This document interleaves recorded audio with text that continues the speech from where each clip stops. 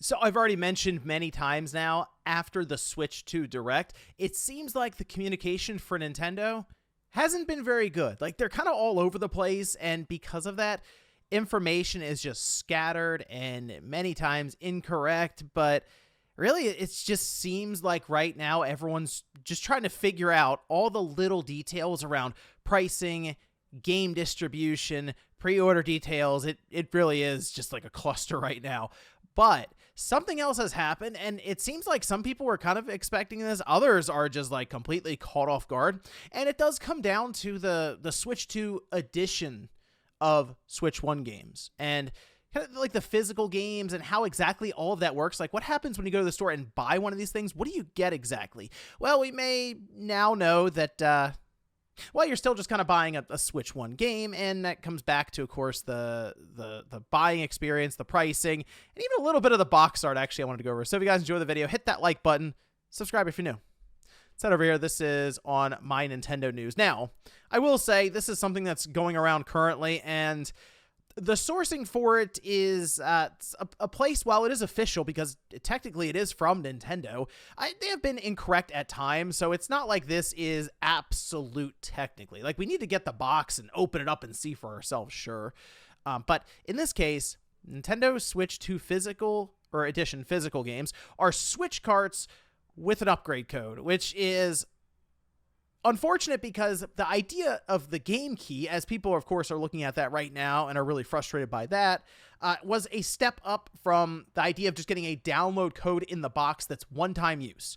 The game key, while it does pull all of the data from their servers, so you do have to download the entire game, basically, it was something that could be, we believe, passed around, sold, traded in, or rented, all right? So, with that in mind, yes, it's better than a one-time use code.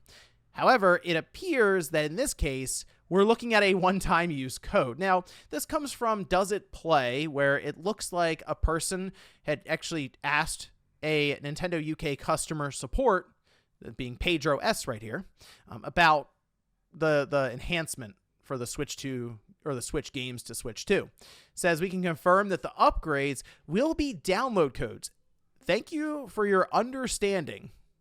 Now, again, this is a customer support, and we've seen them kind of give very generic and roundabout answers, and at times they've been completely incorrect. This though isn't necessarily, it's based on the wording. So again, Nintendo with the communication right now, it does say that the Switch 2 edition of a game is a bundle that includes the original game and its upgrade pack, which enhances the game to take advantage of capabilities of the Switch 2 system, available only for select games.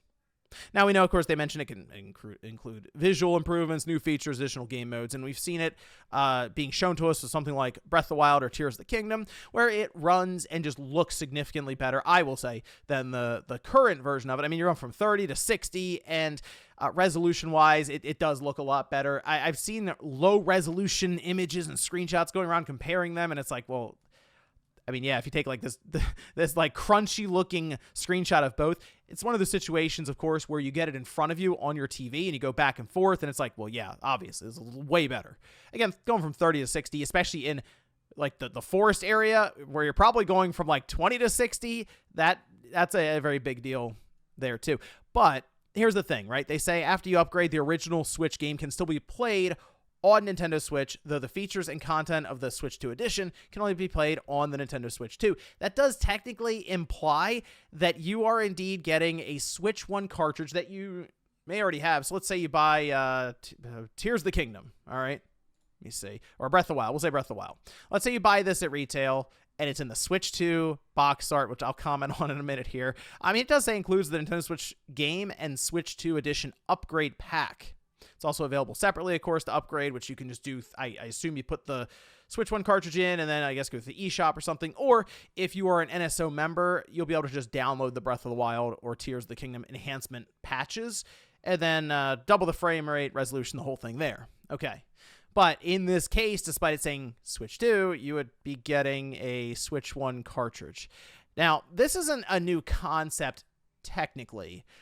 So with something like the Xbox, I remember buying Skate 3 on the Xbox One, and it was backwards compatible, right? you get it's a 360 disc. It was kind of the same with Bully, from what I remember. And the idea there, you pop that disc in and it just downloads the entirety of the game from Microsoft servers. This in particular, though, is kind of strange because they're not using a game key here. And that might sound weird, but the fact that they have the game key, which does allow you to basically go from a one-use download code to be able to then just use that game key card in a bunch of different Switch 2s and trade it in. This feels kind of like, I mean, you could say last gen, but off for Nintendo. And this is what I mean. They're kind of all over the place with this. It would make more sense, clearly, if you had a Switch 2 edition cartridge that I guess really worked on the Switch 1, but then also Switch 2. It's strange that they can't come up with that when, I mean, they'll be phasing out the Switch 1 version of Breath of the Wild, like with the Wii U. They had a Wii U version of Breath of the Wild. They had a Switch version. Eventually, the Wii U version just went away. Like that, everyone was buying it on the Switch, obviously. So I'd like to think that down the road, because they have like reprinted cartridges and had patches and stuff on them, that they come out with a Switch 2 Breath of the Wild cartridge. This just feels like such a half step and just weird. So if you buy this, understand you're getting, it seems anyway right now, that you'd be getting the Breath of the Wild Switch 1 cartridge and a code next to it that's a one-time use thing. So it would be locked to your account, and that would kind of be that with at least the enhancement patch. You can still take the cartridge, use it on a Switch 1, use it on a Switch 2. Just understand it would just be the same basic cartridge, we believe, that you have right now. We'll know more when we can buy this thing and open it up and take a look, but at this time, that's what we're expecting from this. Now, looking at the cartridge, I wanted to get people's opinions on this, actually. How do you feel about the box art for the Switch 2? I really haven't had a chance to go over this yet, and there's no great place necessarily to put this, so I figure, hey, we have the box art here, why not discuss it for a moment?